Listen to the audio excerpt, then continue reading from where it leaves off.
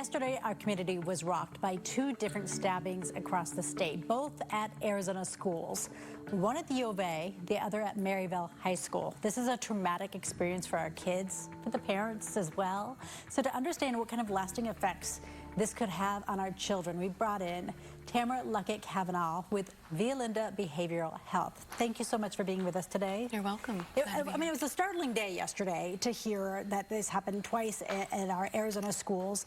What kind of impact may we see as far as our children responding? What kind of reaction should we be looking for? Adolescents and young adults' brains are still developing, and their reaction may not be very apparent initially.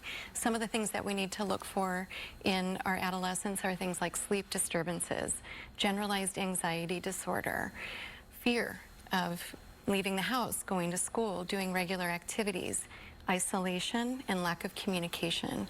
Those can all be trauma responses that occur, and adolescents are not very well prepared necessarily to address trauma and to be able to manage it. And why should they? I mean, they're kids. They shouldn't have to. How do we best prepare them for being excited about the new school year and then having to come home, even if it didn't happen at their school, but learn about things that happen at the school, I don't know, a block or two over? How can we kind of keep them on track as far as being aware, being safe, but also enjoying their childhood? I think it takes a comprehensive community approach.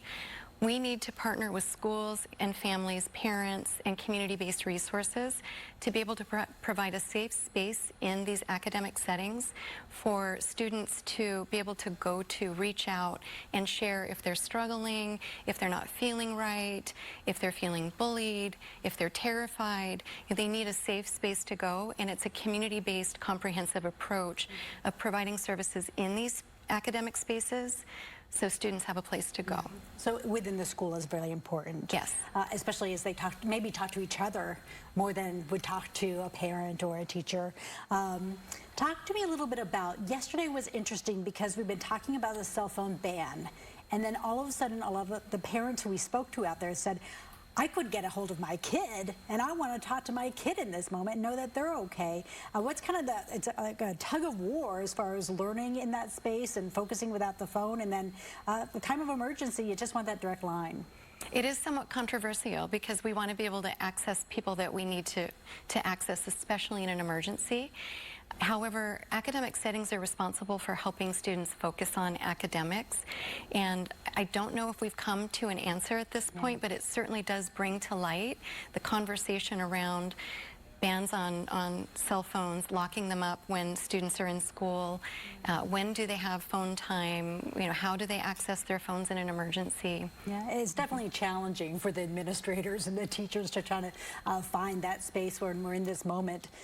What's the best thing that we could do for our kids right now? I think support them.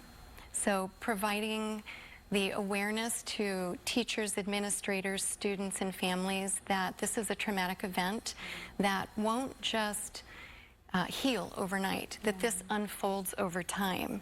And students may be addressing trauma a year from now from this incident, and it has long-lasting impacts. Trauma changes the brain. And so we need to be able to have community-based resources and school-based resources to support students.